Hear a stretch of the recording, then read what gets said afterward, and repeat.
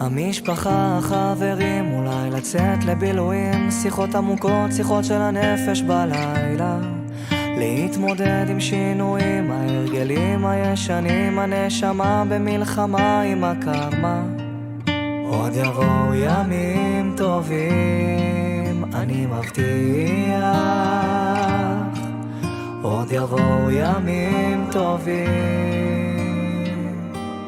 גם בשעות החשוכות של הלילה תמיד יהיה כוכב קטן שיעיר לך את עצמך, את הדרך הביתה. תמיד זה הכי חשוך לפני הזריחה. מיליון רכבות דוהרות עד אוסטרליה, מחפש רחוק את מה שנמצא לך מתחת לאף. כל מכשול זה מדליה, קם ונופל אבל בדרך שלך. אבל ריגשתם אותי מאוד מאוד מאוד מאוד ממש. ומגיע לכם באמת לא ציפיתי כאילו גם השעות, חשבתי שכבר גמרים זה,